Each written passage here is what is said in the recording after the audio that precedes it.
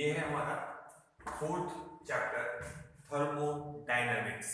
तो हमारा फर्स्ट था टेक्स्ट के हिसाब से रोटेशनल डायनामिक्स, सेकंड था हमारा mechanical properties of fluids, third था kinetic theory of gases and radiation, और अब ये हमारा फोर्थ चैप्टर है थर्मोडायनामिक्स। थर्मो मतलब समझ में आता कि हम लोग ये चैप्टर में पढ़ने वाले हैं थर्मो। थर्मो मतलब हीट के बारे में पढ़ने वाले हैं। तो ये पूरे चैप्टर में हम पढ़ेंगे हीट और टेम्परेचर के बारे में। So heat is the form of energy, तो हम उसका कन्वर्शन भी पढ़ेंगे, inter conversion with other forms of energy.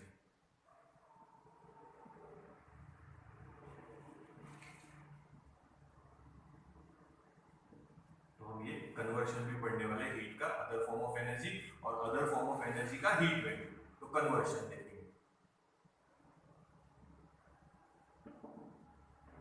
Simple है। थर्मोडायनामिक्स यानी हम लोग थर्मो यानी हीट के बारे में पढ़ने वाले हैं, या हम लोग बोल सकते हैं टेम्परेचर के बारे में पढ़ने वाले हैं। तो हम इस चैप्टर में पढ़ेंगे हीट और टेम्परेचर के बारे में। Heat is the form of energy, और हमको पता है one energy can be converted into another form of energy. ठीक है, सो हम हीट का conversion other form of energy में और अदर फॉर्म ऑफ एनर्जी का हीट में भी देखेंगे। तो ये कन्वर्शन भी हम लोग देखने वाले हैं इस चैप्टर में, हीट का conversion other forms of energy में भी। So what is thermodynamics लिखेंगे तो thermodynamics is the branch of physics in which we will study heat about heat and temperature, and we will also study conversion of heat into other forms of energy। तो हम conversion भी study करने वाले हैं heat का, heat energy का in other forms। ठीक है, चैप्टर का नाम के हिसाब से समझ में आ गया। ठीक है, तो शुरुआत हम टेम्परेचर से ही करेंगे।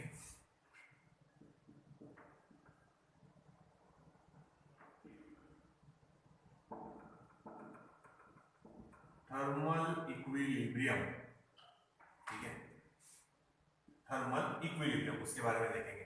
एक बार इतना देख लो, पहले समझ लो क्या है। इस पूरे चैप्टर में हम लोग पढ़ने वाले हैं हीट और टेम्परेचर के बारे में। बेसिकली 4 लॉज है, 4 की जगह हम 3 ही बोलेंगे, एक को 2 इसमें डिवाइड किया है, बाद में आएंगे वो हमारे को। तो हम लॉज पढ़ने वाले हैं जिसमें हम हीट और टेम्परेचर के बारे में पढ़ेंगे। तो thermodynamics is the branch of physics that deals with the study of, हम काय का स्टडी करने वाले हैं, हीट और टेम्परेचर का स्टडी करने वाले हैं। टेम्परेचर का मीनिंग समझ में आता ना, जैसे थर्मामीटर से गिन रहे हैं वो क्या है, टेम्परेचर। तो टेम्परेचर इंक्रीज या डिक्रीज होगा depending on the heat content यानी एनर्जी, ये हीट। ठीक है, तो हीट और टेम्परेचर के बारे में पढ़ने वाले हैं, और हीट का कन्वर्शन भी स्टडी करेंगे in other forms of energy. Heat is the form of energy, उसको अलग अलग फॉर्म में कन्वर्ट कर पाएंगे, क्योंकि हमने पहले भी देखा heat can neither be created nor be destroyed. Heat बोलने से अच्छा बोलेंगे energy, energy can neither be created nor be destroyed, they can be converted into from one form to another. वही कन्वर्शन स्टडी करेंगे, जैसे law of conservation of energy में था वैसे ही स्टडी करेंगे। तो अब देखेंगे थर्मल इक्विलिब्रियम। ये हमारा पहले हो चुका है थर्मल इक्विलिब्रियम, ये हम लोगों ने स्टडी किया है इसके पहले काइनेटिक थ्योरी ऑफ गैसेस में। देखो, सपोज एक हॉट टी है, ये फ्यूम्स कर रहे हैं, इसका टेम्परेचर है अभी मान लो 70 डिग्री सेल्सियस और सराउंडिंग का है 20 डिग्री सेल्सियस। प्रीवियस थ्योरी में समझाया था ये। ठीक है, अब दूसरा कप है जिसमें समझो कोल्ड वाटर है, सराउंडिंग वही है 27 डिग्री सेल्सियस, ये ठंडा है, कोल्ड वाटर है 4 डिग्री सेल्सियस।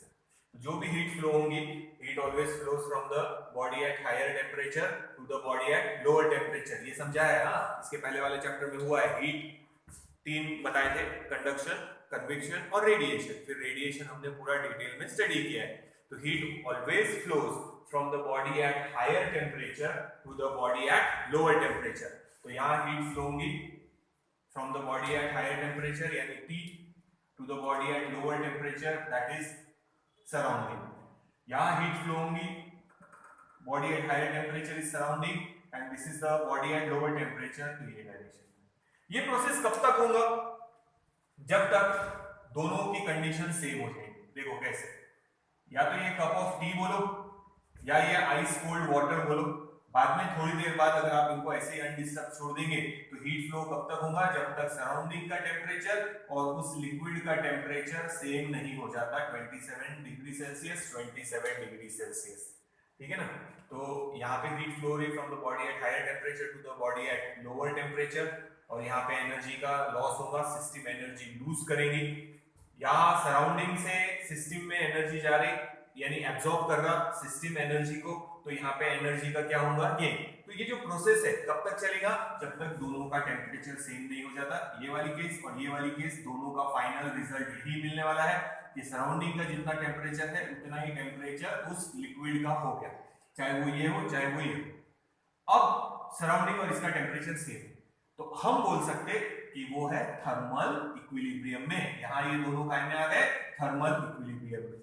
थर्मल इक्विलिब्रियम का मतलब समझ में आ गया, थर्मल इक्विलिब्रियम मतलब टेम्परेचर, इक्विलिब्रियम मतलब सेम, इसका और इसका टेम्परेचर सेम हो गया। तो हीट फ्लो होने दो, तो थोड़ी देर बाद वो काय में पहुंच जाएंगे थर्मल इक्विलिब्रियम में।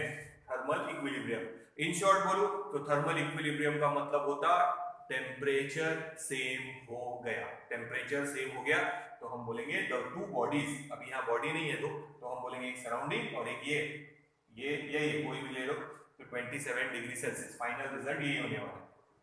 ठीक है, तो इसका और इसका अगर दो बॉडीज होते तो भी चलता है, पर यहाँ पे सराउंडिंग है और एक ये सिस्टम है, तो दोनों का टेम्परेचर सेम, तो we can say that they are in thermal equilibrium. इसका एक और एग्जांपल बता दो थर्मल इक्विलिब्रियम का। ये है हमारा थर्मामीटर, उसके अंदर मर्क्यूरी रहती है। जनरली घर में जो मर्क्यूरी यूज करती है सिल्वर कलर की भी रहती, लैब में देखेंगे तो लाल कलर का भी लिक्विड रहता है उसमें, ताकि नोट करते समय क्लियर रहे। अब थर्मामीटर से जब हम टेम्परेचर नोट करेंगे तो लिक्विड धीरे धीरे उसमें राइज होता और हमको एक पर्टिकुलर टेम्परेचर मिल जाएगा। तो यहाँ पे भी कंडीशन देखो क्या है। ठीक है, अब थर्मामीटर तो अभी टेम्परेचर कम है, ये यहाँ टेम्परेचर वो कितनी बताएगा अभी 27 डिग्री सेल्सियस। ये हमने कहा रखा है थर्मामीटर एटमॉस्फेयर में, तो एटमॉस्फेयर और ये थर्मल इक्विलिब्रियम में है, समझने की कोशिश करना। अभी अच्छा ये एग्जांपल हटा देते हैं सामने से, तो ये रहने देते हैं, इसको हटा देते हैं। फिर से देखो ये T है, इसका टेम्परेचर थर्मामीटर से गिनना है। आपने थर्मामीटर निकाला, थर्मामीटर फिलहाल बताएगा, अभी गर्मी के दिन है तो ज्यादा बताएगा, बट नॉर्मल जो रूम टेम्परेचर हमारा रहता वो है 27 डिग्री सेल्सियस। तो आप देखेंगे तो वो सपोज 27 डिग्री सेल्सियस बता रहा। ठीक है, आप उसको थोड़ा झटका मारेंगे, देखेंगे 27 डिग्री सेल्सियस है, मतलब वो किसके साथ थर्मल इक्विलिब्रियम में है, सराउंडिंग के साथ। सराउंडिंग के साथ थर्मल इक्विलिब्रियम में, क्योंकि वो कहां पड़ा था, सराउंडिंग में पड़ा था। सराउंडिंग में रखा था हम लोगों ने, ड्रॉवर में रखा था या टेबल पे रखा है या कहीं अलमारी में रखा है, तो सराउंडिंग के साथ मैच हो चुका है। अब जब वो थर्मामीटर आप इस कंटेनर में डालेंगे, कंटेनर थोड़ा बड़ा बना लेते हैं,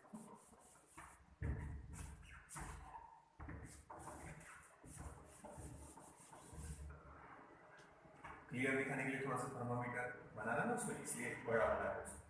तो ये है हमारा हॉट पी और ये टेम्परेचर है 70 डिग्री सेल्सियस में सपोज। तो ये थर्मामीटर हम इसमें डाल देंगे अब।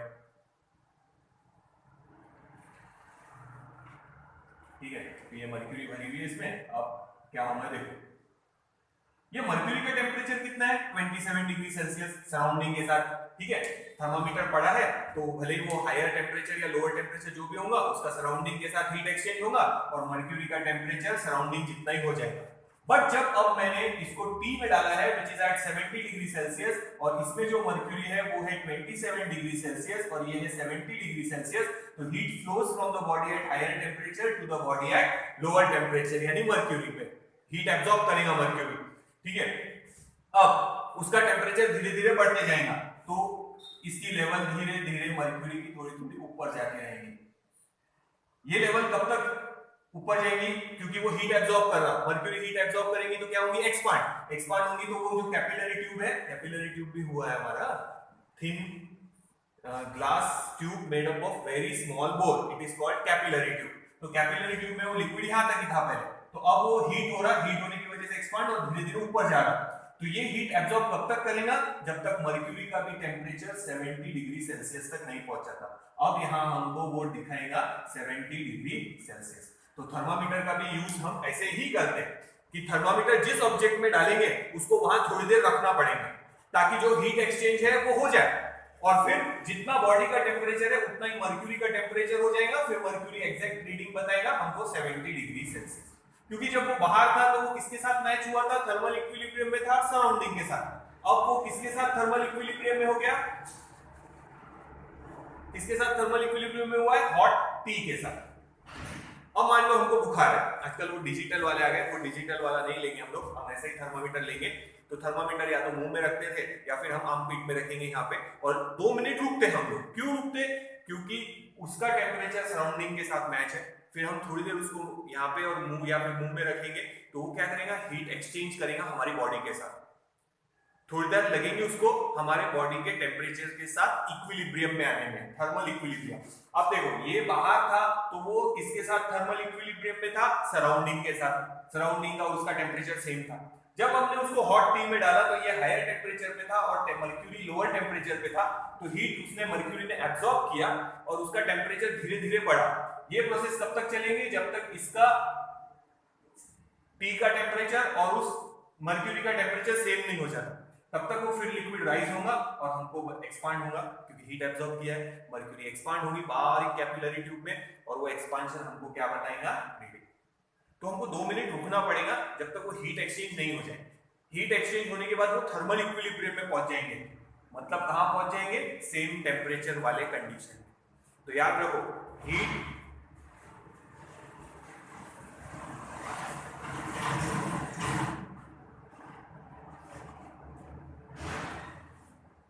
याद रखो heat flows from the body at higher temperature to the body at lower temperature. कब तक, इसका कम था इसका ज्यादा है, तब तक जब तक दोनों का टेम्परेचर सेम नहीं हो जाता।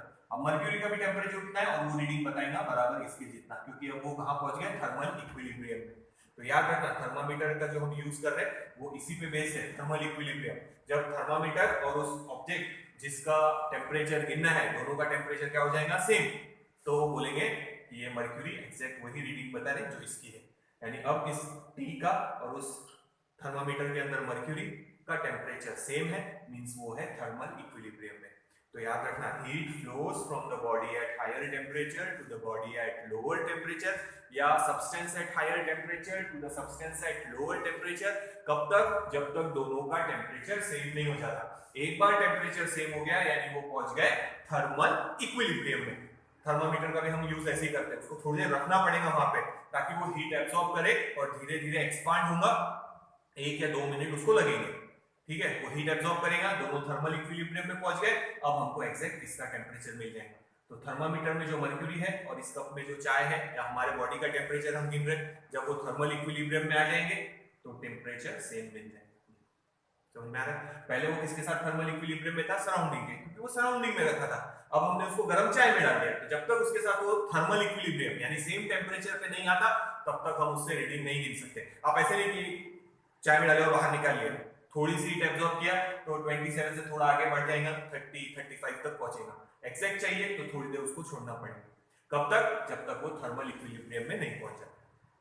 थर्मामीटर से जो हम टेम्परेचर गिन रहे उस ब्रांच को भी थर्मोमेट्री बोलते हैं। क्या बोलते हैं, थर्मोमेट्री। ठीक है, तो वो इतना डिटेल में नहीं है, बाद में कॉम्पिटिटिव में देखेंगे हम लोग। तो ये देखो एक बार थर्मोमेट्री याद रखना। तो ये हो गया हमारा थर्मल इक्विलिब्रियम। थर्मल इक्विलिब्रियम मतलब temperature same, two bodies at same temperature are said to be in thermal equilibrium. तो अभी यहाँ मर्क्यूरी और ये चाय थर्मल इक्विलिब्रियम में, पहले सराउंडिंग और मर्क्यूरी काय में थे, थर्मल इक्विलिब्रियम में, मतलब सेम टेम्परेचर। ठीक है, इसी से हमारा पहला लॉ बनेगा थर्मोडायनेमिक्स का। तो ये मिटाते first law of thermodynamics, first law पहला लॉ है जिसका नाम है जीरोथ लॉ। तो फर्स्ट लॉ नहीं बोलना उसको, क्योंकि फर्स्ट लॉ उसके बाद है। तो पहला है जीरोथ लॉ, फिर फर्स्ट लॉ, फिर सेकंड। तो पहले हम लोग लेंगे zeroth law of thermodynamics. Zeroth law of thermodynamics, और वो काय पे बेस्ड है, थर्मल इक्विलिब्रियम पे। बच्चों जैसा लॉ है एकदम, इसलिए जीरोथ लॉ बहुत इजी है पता। थर्मल इक्विलिब्रियम समझ में आ गया, थर्मामीटर का यूज थर्मल इक्विलिब्रियम पे ही बेस्ड है। समझ में आया? तो दो बॉडी, एक हायर टेम्परेचर पे एक लोअर टेम्परेचर पे, हीट फ्लो होगी from the body at higher temperature to the body at lower temperature. कब तक? जब तक वो थर्मल इक्विलिब्रियम में नहीं पहुंच जाते। थर्मल इक्विलिब्रियम मतलब सेम टेम्परेचर, जैसे यहाँ बताया। और ये जो प्रोसेस है जिससे हम थर्मामीटर से टेम्परेचर गिन रहे हैं, it is called thermometry. Thermometry हम डिटेल में बाद में देखेंगे जब हम कॉम्पिटिटिव का पढ़ेंगे। तो एक बार ये देख लो, फिर हम लेते हैं zeroth law of thermodynamics. Thermal equilibrium पे बेस्ड है, तो मैं ये मिटा था, फिर जीरोथ लॉ लेते हैं। देख लो एक बार ये।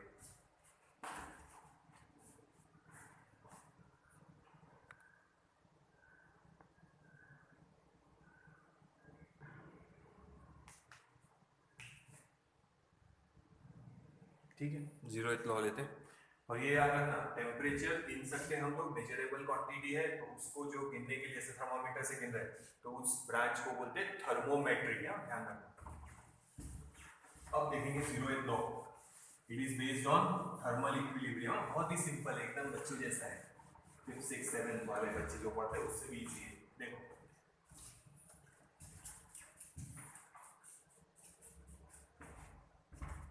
वेटेज में फिर से बोल रहा, आप लोगों को भेजा ही है मैंने। ये चैप्टर जितना हो सके नोट्स में से पढ़ना बेटर, इसमें से पढ़ना नहीं, टेक्स्ट बुक में से बहुत जंगल हो जाएंगे नहीं तो, क्योंकि टेक्स्ट बुक में हायर लेवल इंग्लिश और एक्स्ट्रा बहुत सारा डिटेल दिया रहता है। तो अपने को बोर्ड के हिसाब से पूरा अपन पढ़ रहे, तो कैसे लिखना है, कैसा क्वेश्चन आएगा वो सब मैं बताएगा। तो नोट्स में से पढ़ना बेटर है चैप्टर। हाँ, अब देखो, जैसे हम लोग बचपन में पढ़े मैथ्स में, if P is equals to Q, समझो P और Q सेम है, equal, this is equation number 1, and P is equals to R, this is equation number 2, तो हम क्या लिखेंगे? Q is equals to R। अगर एक P is equals to Q है and that same P is equals to R है, तो हम लिख सकते हैं Q is equals to R। Simple है, बस वही है जीरोथ लॉ में। ठीक है, समझाता देखो कैसे, तो उसको हटा देते, बस इतना इजी बोलना है। अब कैसे बोलना है वो देखते हैं। इतना इजी है, P और Q की वैल्यू सेम है, P और R की वैल्यू सेम है, तो हम बोल सकते हैं Q और R की भी वैल्यू सेम है। यही जीरोथ लॉ है। कैसे लिखना है, पर अब ये मैथ्स के हिसाब से था, अब हम फिजिक्स के हिसाब से लिखेंगे, थर्मोडायनेमिक्स के हिसाब से। नाउ ध्यान दो, 3 सिस्टम है, यानी 3 अलग अलग बॉडीज है। Suppose this is body A या system A, this is B and this is C। 3 diagram बना रहा है।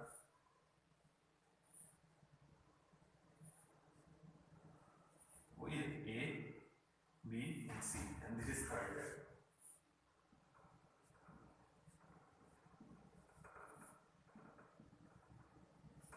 Now, if suppose, ध्यान से सुनना, A and B are in thermal equilibrium. A and B are in thermal equilibrium. Thermal equilibrium का मतलब temperature of A is equals to temperature of system B. अगर ये दोनों thermal equilibrium में है, मतलब A सिस्टम या A बॉडी और B बॉडी का टेम्परेचर सेम है। ये हमारा फर्स्ट इक्वेशन हो गया। नाउ अब सेकंड इसमें बोलेंगे हम लोग, अच्छा इसको इधर लिख देते हैं नीचे, टेम्परेचर ऑफ सिस्टम A या body A is equals to temperature of system B। तो हम टेम्परेचर सेम बोलने के लिए हम हायर थोड़ा सा बोल रहे हैं, they are in thermal equilibrium. अभी समझाया था थर्मल इक्विलिब्रियम का मतलब टेम्परेचर सेम। अगर मैं बोलूं system A and system B या body A and body B are in thermal equilibrium, thermal equilibrium का मतलब दोनों का temperature same. Now suppose second thing, A and C are also in thermal equilibrium. Second में बोल रहे हैं हम लोग कि A और C भी थर्मल इक्विलिब्रियम में है, यानी temperature of A is equals to temperature of body C। अब इन दोनों पर से देखो हम क्या बोलेंगे, अगर इसका 20 डिग्री सेल्सियस है तो इसका भी 20 है। अब इसका 20 है तो ये भी इसके साथ थर्मल इक्विलिब्रियम में, यानी ये 20 डिग्री सेल्सियस है, तो हम बोलेंगे B और C भी थर्मल इक्विलिब्रियम में है। जैसे मैथ्स में बताया, TA is equals to TB, TA is equals to TC, यानी A और B का टेम्परेचर सेम है, A और C का टेम्परेचर सेम है, तो TA is equals to TB and TA is equals to TC। तो TA हटा के इन दोनों को इक्वल लिख सकते हैं हम लोग, TB is equals to TC। आगे देखो, बस वही लिखना है, बहुत इजी है, बोला यानी ये दोनों भी थर्मल इक्विलिब्रियम में है। बस इतना इजी है, बोला ना, एकदम इजी है। ये दोनों थर्मल इक्विलिब्रियम में A और B, यानी इन दोनों का टेम्परेचर सेम है, इन दोनों का टेम्परेचर सेम है, तो डेफिनेटली बी और सी का भी टेम्परेचर सेम है, ऐसा बोलना है। तो टेम्परेचर सेम की जगह वर्ड हम डालेंगे थर्मल इक्विलिब्रियम। सुनो अब देखो, if A and B are in thermal equilibrium, A and B, A system and B system, या बॉडी वर्ड यूज कर सकते हैं, body A and body B are in thermal equilibrium. Also body A and C are in thermal equilibrium, यानी A B के साथ thermal equilibrium में और ए सी के साथ भी थर्मल इक्विलिब्रियम में है, मतलब इन दोनों का टेम्परेचर सेम है और इन दोनों का भी टेम्परेचर सेम है, तो definitely the body B and C और system B and C are also in thermal equilibrium. This is 0th law of thermodynamics. इतना इजी है, देखा ना, बहुत इजी। हम बोल रहे हैं इन दोनों बॉडी का टेम्परेचर सेम है, इन दोनों का बॉडी का टेम्परेचर सेम है, तो ये बॉडी कॉमन आ गई इसमें भी और इसमें भी, तो डेफिनेटली इन दोनों का भी टेम्परेचर सेम होगा, बस उतना ही है। तो देखो लिखना कैसे, ये तो एक्सप्लेनेशन देना ही है बाद में, स्टार्टिंग वाली लाइन क्या लिखना है देखो, इफ टू बॉडीज, जैसे ये बी और सी है,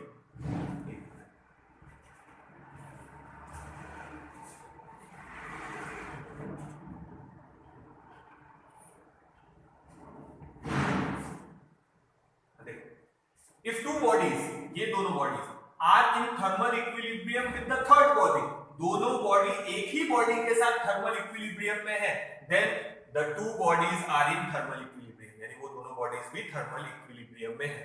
ठीक है, फिर से सुना, इफ टू बॉडीज यानी B and C, if two bodies are in thermal equilibrium with the third body, दोनों एक ही बॉडी के साथ थर्मल इक्विलिब्रियम में है, then these two bodies are also in thermal equilibrium.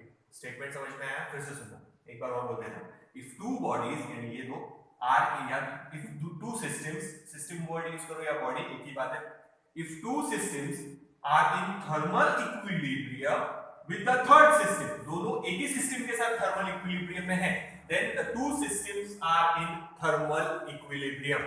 फिर ये डायग्राम बनाना और फिर लिखना, ये टेम्परेचर वाला नीचे जो लिखा है वो लिखने की जरूरत नहीं है, temperature same, thermal equilibrium word का मतलब ये है टेम्परेचर सेम।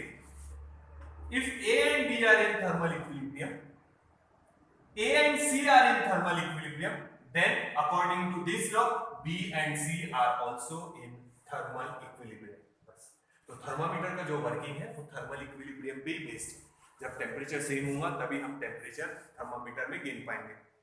तो फिर से एक बार बोल देता ध्यान दो, इफ टू बॉडीज ये are in thermal equilibrium with the same third body, तो दो बॉडी एक ही थर्ड बॉडी के साथ थर्मल इक्विलिब्रियम में है, यानी ये इसके साथ और ये इसके साथ सेम बॉडी के साथ वो थर्मल इक्विलिब्रियम में, then the two bodies are also in thermal equilibrium, यानी इन दोनों का भी टेम्परेचर सेम है। फिर ये डायग्राम बनाना और लिखना, A and B are in thermal equilibrium, A and C are in thermal equilibrium, यानी बी और सी एक ही बॉडी के साथ थर्मल इक्विलिब्रियम में है, then we can say that B and C are also in thermal equilibrium. This is 0th law of thermodynamics. बहुत easy है, आया तो 1 मार्क के लिए आएगा या 2 मार्क के लिए भी आ सकता, प्रॉब्लम नहीं है। देख लो, तो एक बॉडी, ये थर्ड बॉडी, ये फर्स्ट, ये सेकंड, इसका थर्मल इक्विलिब्रियम थर्ड बॉडी के साथ, और ये भी थर्ड बॉडी के साथ थर्मल इक्विलिब्रियम में है, देखो ये और ये कंडीशन, तो definitely these two bodies are also in thermal equilibrium. Simple, thermal equilibrium, thermal equilibrium जब भी मैं वर्ड यूज करूं तो आप लोगों ने समझना है कि सर बोल रहे टेम्परेचर सेम है, सिंपल है, थर्मल इक्विलिब्रियम मतलब टेम्परेचर सेम, ए और बी थर्मल इक्विलिब्रियम मतलब इन दोनों का टेम्परेचर सेम, ए और सी थर्मल इक्विलिब्रियम मतलब इन दोनों का टेम्परेचर सेम, तो डेफिनेटली लॉजिकली है बी और सी का भी टेम्परेचर सेम है। This is 0th law of thermodynamics. Statement बोल देता एक बार और, if two bodies or two systems are in thermal equilibrium with the third system, then the two system or two bodies are also in thermal equilibrium. फिर ये diagram बनाना, फिर explanation लिखना, A and B are in thermal equilibrium, A and C are in thermal equilibrium, thus we can say that according to 0th law B and C are also in thermal equilibrium। ठीक है, और thermal equilibrium कहीं पे भी word use करो तो समझ जाना हम बोल रहे हैं सेम टेम्परेचर। अब इस चैप्टर को आगे बढ़ा रहे हैं, देखिए पहले आगे चलते फिर।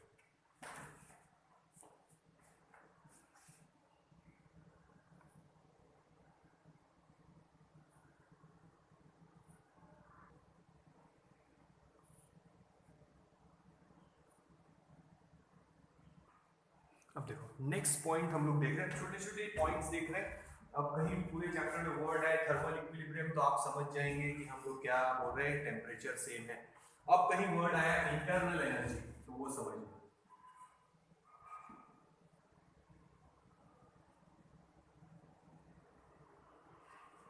ये भी हमारा इसके पहले वाले चैप्टर में हो चुका है, internal energy, kinetic theory of gases and radiation. ध्यान से सुनना। Suppose this is a container जिसमें गैस मॉलिक्यूल्स हैं जो मूव हो रहे हैं। कौन सा मोशन बोला था? Random motion.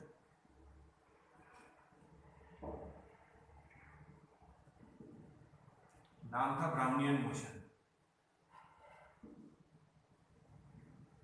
रैंडम मोशन या ब्राउनियन मोशन, तो वही हम यहाँ वापस लेने वाले हैं। फिर से सुनना क्या बोल रहे हैं। गैस कंसिस्ट, बाकी भी कोई दूसरी चीजें होंगी जैसे सॉलिड है, लिक्विड है, गैस है, तो हम अभी फिलहाल गैस के बारे में समझा रहे हैं। सॉलिड लिक्विड का भी इसमें बाद में बता दूंगा, पर हम गैस का इसलिए ले रहे हैं क्योंकि इसके पहले हमारा kinetic theory of gases and radiation हो चुका है। तो काइनेटिक थ्योरी ऑफ गैसेस में ये टॉपिक समझा है। क्या बोला था कि gas contain large number of molecules या एटम्स, बोलो monoatomic gas, diatomic gas, polyatomic gas, ये बताया था। डिग्री ऑफ फ्रीडम लिए थे उसमें, वो भी अभी बताने वाला हूँ थोड़ा शॉर्ट में वापस। मोनो एटॉमिक गैस मतलब inert gas, helium, neon, argon, xenon, radon, यानी ऐसी गैस जिसमें मोनो एटम्स है खाली, और मॉलिक्यूल्स जैसे carbon dioxide poly atomic gas है, या ऑक्सीजन है, या नाइट्रोजन है, हीलियम गैस इनर्ट गैस है, तो सिंगल एटम, इसको बोलेंगे एटम, और इन सबको बोलेंगे मॉलिक्यूल्स।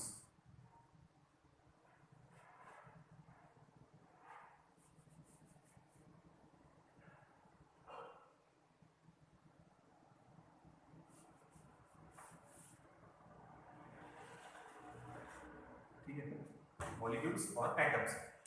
अब देखो, या तो एटम होंगे या मॉलिक्यूल्स होंगे। गैस के एटम और मॉलिक्यूल कौन से मोशन में है? रैंडम मोशन में, और it is also known as Brownian motion. Random motion और ब्राउनियन मोशन, ठीक है, रैंडम मोशन में है। तो इस रैंडम मोशन की वजह से उसमें जो एनर्जी है उसको हमने बोला था kinetic energy, and that depends on temperature. That kinetic energy is depending on temperature, ठीक है। तो इंटरनल एनर्जी का भी हम बोल सकते हैं, यही काइनेटिक एनर्जी मतलब इंटरनल एनर्जी, और हम बोल सकते हैं that internal energy is depending on temperature. तो जितना ज्यादा टेम्परेचर बढ़ाएंगे उतने ज्यादा मॉलिक्यूल्स फास्ट मूव होंगे, यानी उतनी ज्यादा काइनेटिक एनर्जी मतलब उतनी ज्यादा इंटरनल एनर्जी। तो फर्स्ट पॉइंट याद रखना गैसेस के लिए। गैसेस के लिए इंटरनल एनर्जी मतलब जो मॉलिक्यूल्स और जो एटम्स है जो रैंडम मोशन में है या ब्राउनियन मोशन में है, उनके पास जो काइनेटिक एनर्जी है, that kinetic energy is called internal energy of that system. That is called internal energy of that system. तो फिर से सुनना क्या बोल रहे हैं। गैस सॉलिड लिक्विड में भी ले सकते हैं, पर अभी फिलहाल गैस के बारे में समझा। Contain large number of molecules और एटम्स। एटम कब रहेंगे? जब इनर्ट गैस होंगी, और बाद में मॉलिक्यूल जैसे carbon dioxide, oxygen, O2, nitrogen, N2, तो ठीक है, एटम्स है या मॉलिक्यूल्स है, वो रैंडम मोशन में है। रैंडम मोशन में है या ब्राउनियन मोशन में, moving in different direction with different velocity. तो उनके पास कौन सी एनर्जी है? Kinetic energy. गैसेस में याद रखना पोटेंशियल एनर्जी नहीं रहेगी, तो पोटेंशियल एनर्जी जीरो। तो टोटल एनर्जी जो है वो है, समझो, internal energy, that is kinetic energy plus potential energy. तो गैसेस में पोटेंशियल एनर्जी जीरो, तो सिर्फ हम क्या काउंट करेंगे? Kinetic energy. तो इंटरनल एनर्जी मतलब गैसेस में कौन सी energy? Kinetic energy, and it depends on temperature. आप हीट करो गैस को तो मॉलिक्यूल और ज्यादा फास्ट मूव होंगे, मतलब वेलोसिटी बढ़ गई, मतलब काइनेटिक एनर्जी बढ़ गई। काइनेटिक एनर्जी बढ़ गई मतलब इंटरनल एनर्जी बढ़ गई उस सिस्टम की, ठीक है। तो सिस्टम में जो एनर्जी स्टोर है दैट इज इंटरनल एनर्जी।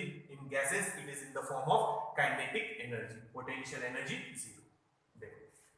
और टेम्परेचर कम करेंगे, कूल करेंगे, तो इंटरनल एनर्जी कम होगी क्योंकि मॉलिक्यूल स्लो होंगे, काइनेटिक एनर्जी कम क्योंकि टेम्परेचर कम। तो ये थोड़ा सा याद रखना। तो रैंडम मोशन, तो व्हाट इज इंटरनल एनर्जी?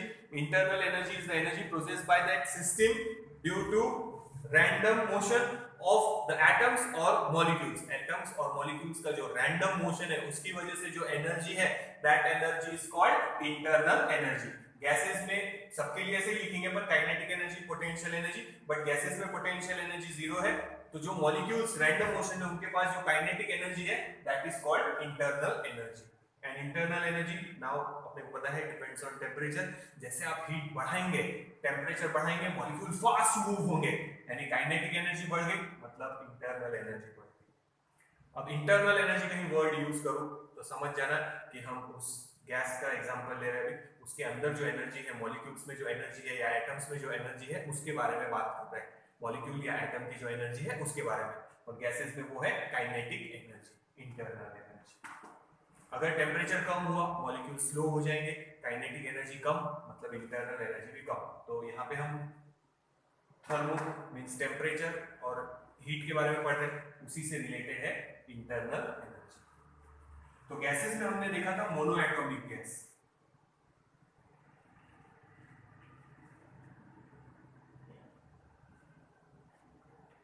ये डिग्री ऑफ फ्रीडम वाला लॉजिक बता रहा। तो इसमें ट्रांसलेशनल मोशन, ठीक है, 3 ट्रांसलेशनल डिग्री ऑफ फ्रीडम यानी लीनियर मोशन बोल सकते हैं, ट्रांसलेशनल मोशन या linear motion, 3 degree of freedom थे, ठीक है। अगर पॉलीएटॉमिक गैस है, मोनोएटॉमिक गैस अभी बताया, पॉलीएटॉमिक गैस रहा तो translational plus rotational plus vibrational, ठीक है। तो काइनेटिक एनर्जी कितना है, डिग्री ऑफ फ्रीडम याद करो। मोनोएटॉमिक गैस में मैंने बोला था या तो वो मूव होंगे अलॉन्ग एक्स एक्सिस या वाई एक्सिस या जेड एक्सिस, यानी ट्रांसलेशनल डिग्री ऑफ फ्रीडम, और एनर्जी निकाला था 3/2 kBT, याद होगा। For monoatomic gas it was 3/2 kBT, kB is Boltzmann constant, T is the temperature, और यही है इंटरनल एनर्जी यानी काइनेटिक एनर्जी टोटल, याद करो। तो इसके पहले वाले चैप्टर में हो चुका है, तो अभी ये इक्वेशन नहीं लेंगे, पर याद रखो अगर मोनोएटॉमिक गैस है सिर्फ translational, 3 translational degree of freedom. अगर पॉलीएटॉमिक गैस है तो ट्रांसलेशनल काइनेटिक एनर्जी, रोटेट भी होंगे यानी रोटेशनल काइनेटिक एनर्जी, और वाइब्रेट भी होंगे यानी वाइब्रेशनल काइनेटिक एनर्जी, सबको मिलाना है तो गैस की टोटल काइनेटिक एनर्जी मिलेगी। पोटेंशियल एनर्जी अभी भी जीरो है। तो गैसेस में अगर मोनोएटॉमिक गैस है तो सिर्फ ट्रांसलेशनल काइनेटिक एनर्जी लेना, पॉलीएटॉमिक गैस है तो जैसे डायटॉमिक में भी समझाया था, ट्रांसलेशनल मोशन, रोटेशनल मोशन और वाइब्रेशनल मोशन, तो हम तीनों की काइनेटिक एनर्जी ऐड करेंगे, translational kinetic energy, rotational kinetic energy और वाइब्रेशनल काइनेटिक एनर्जी या वाइब्रेशनल एनर्जी, और सबकी एडिशन यहां करेंगे तो हमको मिलेगी इंटरनल एनर्जी। तो मोनोएटॉमिक गैस में सिर्फ ट्रांसलेशनल मोशन, पॉलीएटॉमिक गैस में ट्रांसलेशनल, रोटेशनल और वाइब्रेशनल काइनेटिक एनर्जी ऐड करके यहां लिखेंगे। लिक्विड और गैसेस में, सॉरी लिक्विड एंड सॉलिड्स में दोनों रहेंगे, kinetic energy and plus potential energy, तब हमको मिलेगी टोटल एनर्जी, या यू से डिनोट करेंगे इंटरनल एनर्जी। तो याद रखो internal energy is denoted by capital you. तो इंटरनल एनर्जी लिक्विड और सॉलिड के लिए निकालना है तो kinetic energy plus potential energy, molecules bounded है तो उनकी पोजीशन है फिक्स, तो वहां पे आ जाएगा पोटेंशियल एनर्जी, क्योंकि उनके बीच में कोहेसिव फोर्स है, और काइनेटिक एनर्जी भी आएगी, वाइब्रेट हो ही रहे मॉलिक्यूल अपनी जगह पे, पहले भी बताया। तो ये गैसेस का समझना। तो रैंडम मोशन जो एटम्स या मॉलिक्यूल क्या है उसकी वजह से जो एनर्जी है that energy is called internal energy, that is kinetic energy plus potential energy. Gases में सिर्फ काइनेटिक एनर्जी, बट लिक्विड और सॉलिड लेंगे तो काइनेटिक एनर्जी भी रहेंगी और पोटेंशियल एनर्जी भी रहेंगी, पोजीशन भी आ जाएगी उसमें। Internal energy totally depends on temperature, temperature बढ़ा तो इंटरनल एनर्जी भी बढ़ेगी, टेम्परेचर कम हुआ तो इंटरनल एनर्जी भी कम होगी। अगर गैस है तो काइनेटिक एनर्जी, मोनोएटॉमिक गैस है तो सिर्फ ट्रांसलेशनल काइनेटिक एनर्जी लेंगे। अगर पॉलीएटॉमिक गैस है जैसे carbon dioxide, carbon monoxide, oxygen, nitrogen, polyatomic gas है तो translational, rotational plus vibrational kinetic energy लेके यहां ऐड करके फिर निकालेंगे। याद है ना मोनोएटॉमिक गैस के लिए हमने लिखा था 3/2 kBT। अगर डायटॉमिक गैस है रिजिड तो वाइब्रेशन नहीं लिया था तो 5/2 kT आया था टोटल एनर्जी। और अगर नॉन रिजिड मॉलिक्यूल ले तो वाइब्रेशन भी काउंट किया था तो वो आया था 7/2 kBt, degree of freedom, 7 degree of freedom है अगर डायटोमिक गैस नॉन रिजिड थी तो। पॉलीएटॉमिक की जगह हम डायटोमिक बोल रहे थे तो डिग्री ऑफ फ्रीडम में हो चुका है। तो इंटरनल एनर्जी मतलब kinetic energy plus potential energy, यानी एनर्जी पोजेस्ड बाय एटम्स और molecule due to their random motion. अगर गैस है, मोनोएटॉमिक गैस है तो सिर्फ translational kinetic energy, polyatomic gas है तो translational plus rotational plus vibrational kinetic energy सबको ऐड करना है, ये पोटेंशियल एनर्जी जीरो गैसेस में। और जब लिक्विड और सॉलिड लेंगे तो kinetic energy plus potential energy बनाएंगे तो बनेगी internal energy of that system. तो यू से डिनोट करेंगे इंटरनल एनर्जी। इतना देखो फिर आगे चलते। तो इंटरनल एनर्जी मतलब energy possessed by that system due to temperature बोल सकते हैं या बोलेंगे random motion of the atoms और molecules, that energy is called internal energy. It is kinetic energy plus potential energy. Gases है तो सिर्फ काइनेटिक एनर्जी, और ये दो कंडीशन याद रखो। और लिक्विड और सॉलिड है तो kinetic energy plus potential energy दोनों रहेंगे। यहाँ काइनेटिक एनर्जी जीरो है गैसेस वाली केस। एक बार देखो आगे चलो।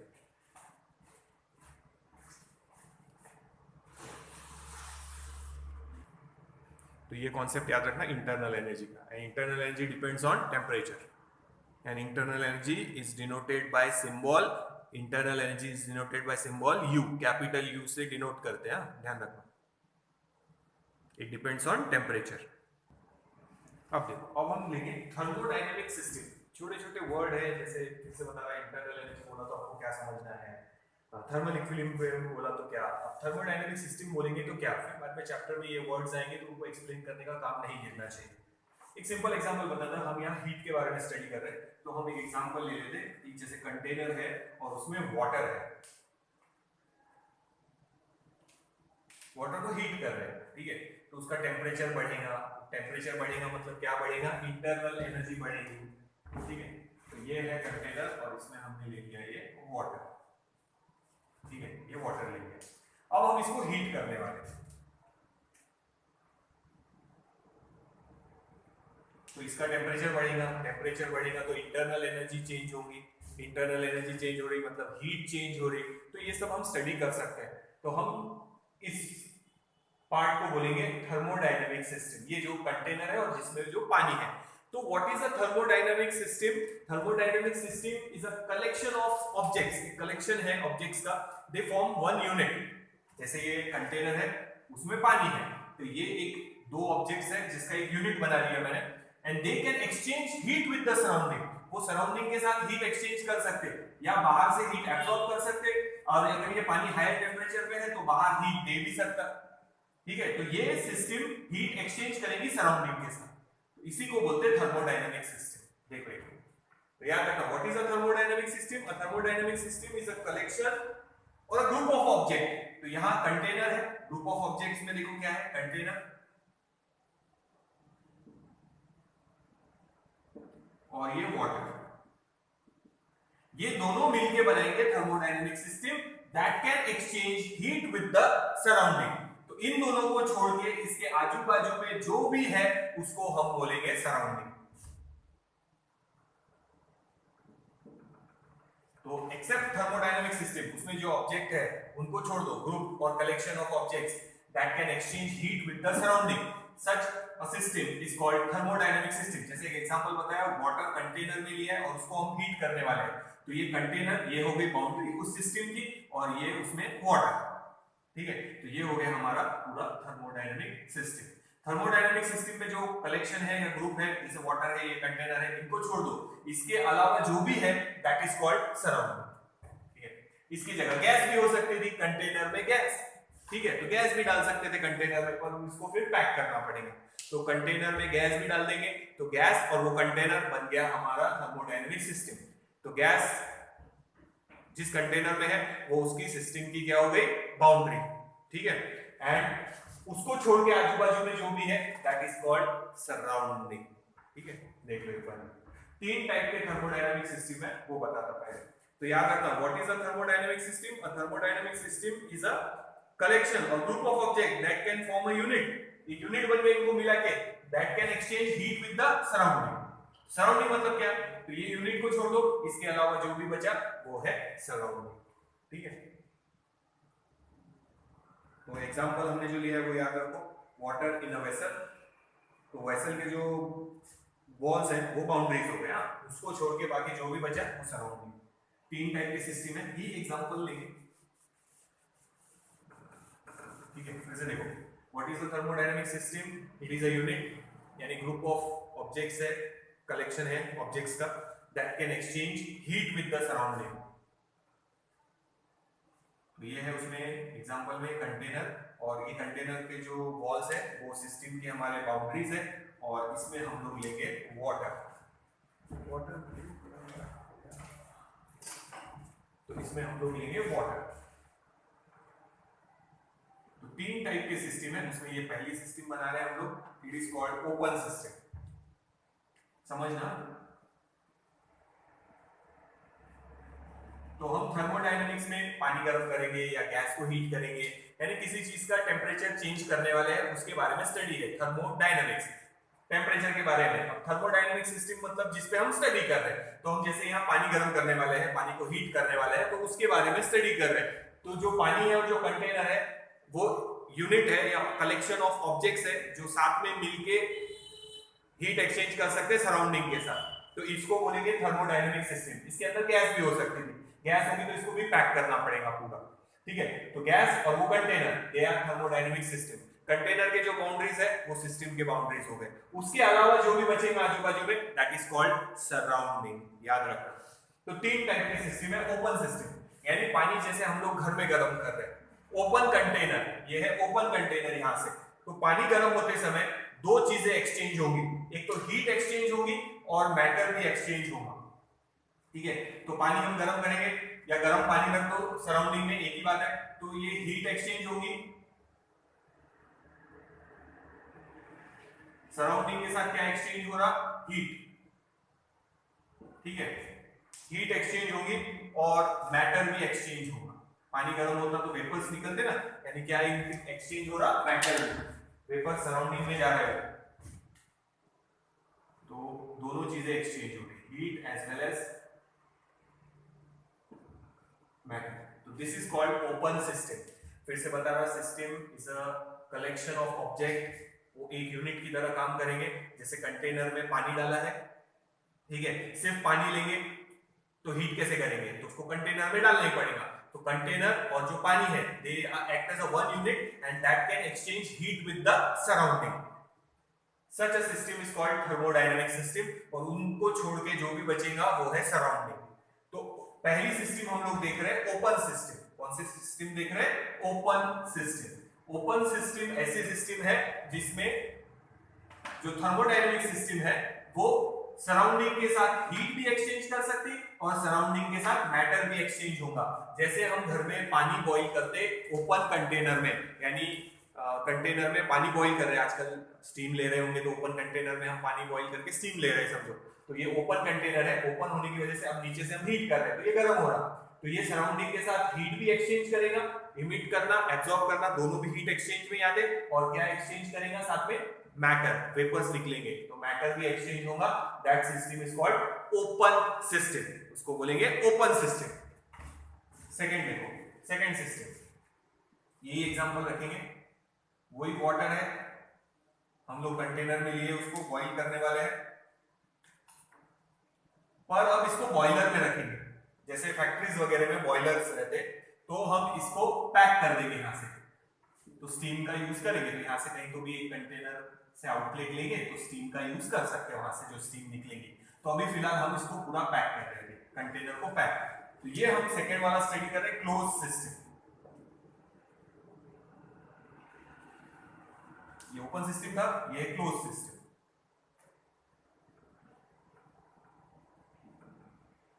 वाटर है क्लोज कंटेनर में, जैसे बॉयलर में रहता है, ये ओपन कंटेनर में, ये बॉयलर में। तो अब पूरा पैक है, तो स्टीम हम जहां यूज करने वहां पाइप से ले जा सकते हैं, पर अभी हमने मान लो पूरा पैक कर दिया। ठीक है, तो मैटर एक्सचेंज नहीं होगा, पर याद रखो ये वॉल्स गर्म होंगे सराउंडिंग के कांटेक्ट में, तो हीट एक्सचेंज हो सकता है। तो क्या एक्सचेंज हो रहा है? खाली heat, no matter is exchanging, matter exchange नहीं हो रहा क्योंकि वो पूरा पैक है, तो उसको बोलते हैं क्लोज सिस्टम। गैस में क्लोज सिस्टम आएगा।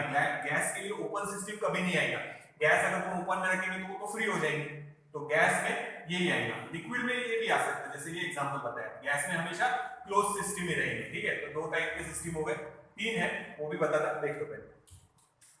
तो a system, thermodynamic system in which heat and matter both are exchanged with the surrounding, यानी हीट भी एक्सचेंज हो रही और मैटर भी एक्सचेंज हो रहा, such a system is called open system। जैसे water boiling in open container, ये रहा एग्जांपल।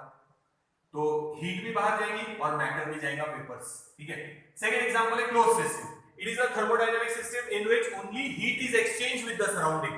एग्जांपल आएगा, वाटर को ही बॉईल कर रहे हैं पर यहाँ ओपन कंटेनर में, यहाँ क्लोज कंटेनर में, और या फिर हम सोच सकते हैं बॉयलर में है वो।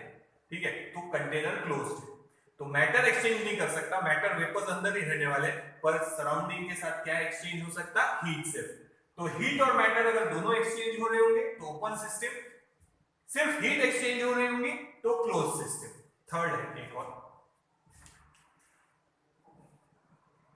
ये देख लो पहले। तो पानी और ये कंटेनर, पानी और ये container, they are thermodynamic system, they are group of objects that will act like a unit, एक साथ में काम करेंगे और वो सराउंडिंग के साथ क्या एक्सचेंज कर रहे हैं, हीट। ठीक है, और उस यूनिट को छोड़ दो, यानी वो कंटेनर और पानी को छोड़ दो, बाकी बचा हुआ जो भी उसके आजू बाजू में है उसको हम बोलेंगे सराउंडिंग। अगर सराउंडिंग के साथ सिस्टम हीट एक्सचेंज कर रहे और मैटर भी एक्सचेंज कर रहे, हीट और मैटर एक्सचेंज कर रहे, तो that is called open system. सिर्फ हीट एक्सचेंज हो रही तो क्लोज सिस्टम। इसका एग्जांपल है water boiling in open container, इसका एग्जांपल है water boiling in close container, water को बॉइल कर रहे हैं मगर क्लोज कंटेनर में, या हम बोल सकते बॉयलर, बॉयलर का एग्जांपल दे सकते। देखो एक बार फिर थर्ड सिस्टम बता।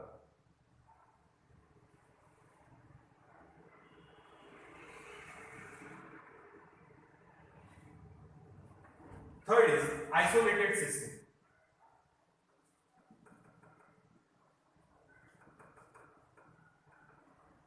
आइसोलेटेड सिस्टम के बारे में फिर से बोला, केटीजी में समझाया था, बता था एग्जांपल आएंगे। फिर से वही कंटेनर और फिर से उस कंटेनर में लेंगे पानी, और अब इस कंटेनर के वॉल को देखो, फिर से बता रहा, ये पानी, ये थर्मोडायनामिक सिस्टम, और ये जो कंटेनर है वो उसके वॉल्स है बाउंड्री, कंटेनर की जो वॉल्स है वो बाउंड्रीज है। देखिए ध्यान रखना,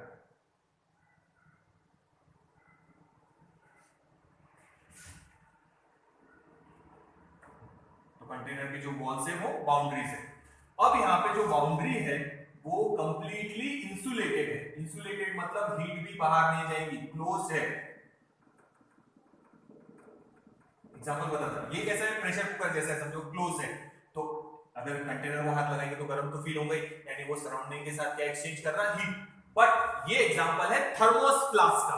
थर्मोस बताया था एग्जांपल, थर्मोस में अंदर अगर गर्म चीज डालेंगे तो वो गर्म है तो गर्म ही रहेगी, क्यों, क्योंकि वो सराउंडिंग के साथ क्या नहीं कर पा रहा, हीट एक्सचेंज। ना कंडक्शन होगा, ना कन्वेक्शन होगा, ना रेडिएशन।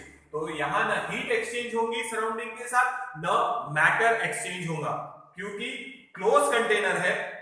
जैसे ये था, वॉल पर यहां कंडक्टिंग थे और यहां वॉल कंडक्टिंग नहीं है, they are totally insulated. Insulated है, हीट कंडक्ट करने वाले नहीं है, जैसे थर्मोस फ्लास्क में था। ठीक है, तो यहाँ पे जो पानी गर्म है, न हीट एक्सचेंज होगी सराउंडिंग के साथ, न वेपर्स बाहर निकल रहे, यानी न मैटर एक्सचेंज होगा। तो यहाँ हमने हीट और मैटर दोनों बनाया, यहाँ हमने सिर्फ हीट बनाया, यहाँ न हीट बनाएंगे न मैटर बनाएंगे। सराउंडिंग के साथ न हीट एक्सचेंज हो रही, न मैटर एक्सचेंज हो रहा। This type of system is called isolated system. उसका सराउंडिंग से कोई लेना देना नहीं है, न हीट एक्सचेंज हो रही, न मैटर एक्सचेंज हो रहा, सराउंडिंग के साथ कोई लेना देना नहीं है, it is isolated from the surrounding, इसीलिए उसको बोलते हैं आइसोलेटेड सिस्टम। थर्मोस फ्लास्क में गर्म पानी रखा है, वो एग्जांपल याद रखो, तीनों केस में वही एग्जांपल रखा है हम लोगों ने। तो देख लो एक बार, तो ये तीन टाइप के सिस्टम है, कहीं ओपन सिस्टम बोलो तो ये याद रखना, क्लोज सिस्टम ये सिर्फ हीट एक्सचेंज होगी, या हीट और मैटर दोनों एक्सचेंज होंगे, और आइसोलेटेड सिस्टम में न हीट एक्सचेंज होगा न मैटर एक्सचेंज होगा, न मैटर सराउंडिंग तक जाएगा न हीट सराउंडिंग तक जाएंगी, उसी के अंदर पैक है सब।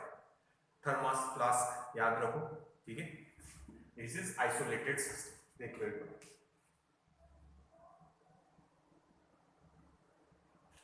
तो ये याद रखो, जैसे एरोज बनाए वो डायग्राम में बनाना है सब। हीट एक्सचेंज हो रही और मैटर भी एक्सचेंज हो रहा, ओपन कंटेनर में पानी बॉईल कर रहे हैं, ओपन सिस्टम। सिर्फ हीट एक्सचेंज हो रही, क्लोज कंटेनर में पानी बॉईल कर रहे हैं या बॉयलर है, क्लोज सिस्टम, ठीक है। ना हीट एक्सचेंज हो रही ना मैटर एक्सचेंज हो रहा, वॉल्स कंप्लीटली इंसुलेटेड है, यानी जो बाउंड्री है वो कंप्लीटली इंसुलेटेड है, सराउंडिंग के साथ कोई कांटेक्ट नहीं है, ना हीट एक्सचेंज होगी ना मैटर एक्सचेंज होगा, आइसोलेटेड सिस्टम। देख लो, तो walls are completely insulated, heat exchange होने वाली नहीं है, ये इंसुलेटेड नहीं है कंटेनर पानी, ठीक है। उसको ढक्कन से बंद भी कर देंगे तो आप कंटेनर को हाथ लगाएंगे तो फील कर सकते हैं गर्म है, पर यहाँ थर्मोस फ्लास्क में आपने गर्म पानी डाल दिया, अब आप उसको हीट भी नहीं कर सकते, ना उसकी हीट बाहर निकाल सकते हैं। तो याद रखना, ना हीट एक्सचेंज होगी ना मैटर एक्सचेंज होगा, such system is called isolated system. तो तीन टाइप के थर्मोडायनामिक सिस्टम है, तीनों के एग्जांपल भी हो गए, ध्यान रखना, open system, close system, isolated system. देखो एक बार,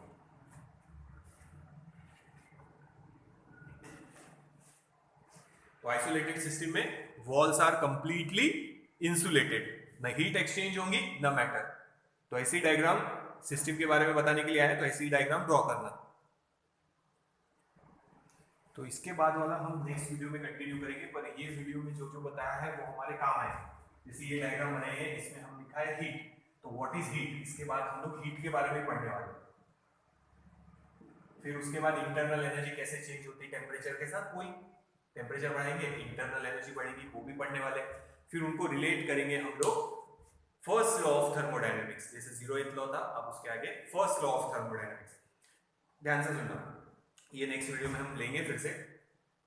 सिस्टम और सराउंडिंग के बीच में जो एनर्जी एक्सचेंज हो रही उसको बोलते हैं हीट, हीट एक्सचेंज हो रहा, और ये होता है टेम्परेचर डिफरेंस की वजह से, या तो सराउंडिंग हायर टेम्परेचर पे होगा या बॉडी हायर टेम्परेचर पे होंगी, तो सराउंडिंग के साथ जो एनर्जी एक्सचेंज होंगी दैट इज कॉल्ड हीट। ये और ये सिस्टम नहीं आएंगे उसमें, क्योंकि यहाँ और यहाँ सराउंडिंग के साथ हीट एक्सचेंज हो रही, यानी एनर्जी एक्सचेंज हो रही।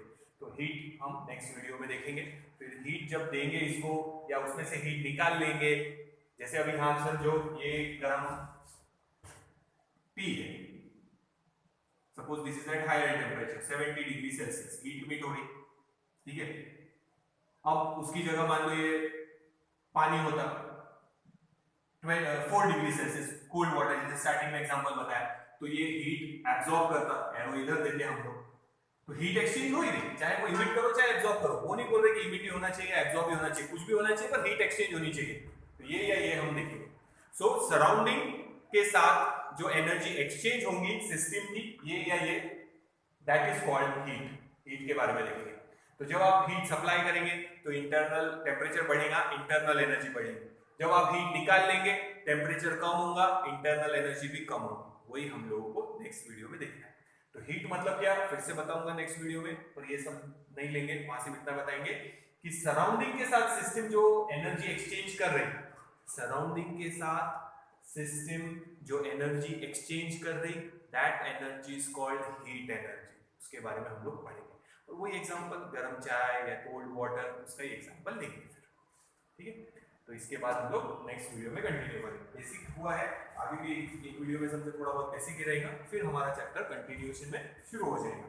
फिर से बोला बेटा ये चैप्टर नोट्स में से ही देखना, अगर टेक्स्ट बुक में पढ़ेंगे ना तो बहुत मिक्स हो जाएगा। टेक्स्ट बुक में बहुत हार्ड लैंग्वेज में लिखा है और उसमें बहुत सारा लिखा हुआ है, जितना हमारे एग्जाम पॉइंट ऑफ व्यू से और जितना समझने के लिए चाहिए उतना हम बराबर सब नोट्स में है, सारे क्वेश्चंस भी कवर हो जाएंगे और सब कुछ कवर हो जाएगा, कोई प्रॉब्लम नहीं जाएगा। तो नोट्स में से ही पढ़ना, ठीक है। तो ये देख लो एक बार, इंटरनल एनर्जी हो चुका है हमारा, थर्मोडायनेमिक सिस्टम हो चुका है, ठीक है। तो वो देख लेना एक बार, इंटरनल एनर्जी यू से डिनोट करेंगे, और ये थर्मोडायनेमिक सिस्टम 3 टाइप के, और हीट का हम देखेंगे बाद में, इसको डिनोट करेंगे क्यू से, जो हम हीट एक्सचेंज करेंगे विद द सराउंडिंग, तो that is denoted by Q. और फिर इंटरनल एनर्जी को देखेंगे यू से डिनोट करके। तो इसके बाद वाला हम नेक्स्ट वीडियो में कंटिन्यू करेंगे। तो ये जो भी बताया वो याद रखना, सिस्टम सराउंडिंग के साथ जो एनर्जी एक्सचेंज कर रही, that energy is called heat. तो सराउंडिंग के साथ जो एनर्जी एक्सचेंज हो रही, सिस्टम जो एक्सचेंज कर रहा है एनर्जी, या तो इमिट कर रहा हूँ या एब्जॉर्ब कर रहा हूँ, जो भी कर रहा हूँ, that energy is called heat, ठीक है। तो वो हम नेक्स्ट वीडियो में हीट देखेंगे। फिर इंटरनल एनर्जी टेम्परेचर के साथ कैसे चेंज होती वो भी देखेंगे उसके बाद। ठीक है, नेक्स्ट वीडियो में आगे का कंटिन्यू करेंगे।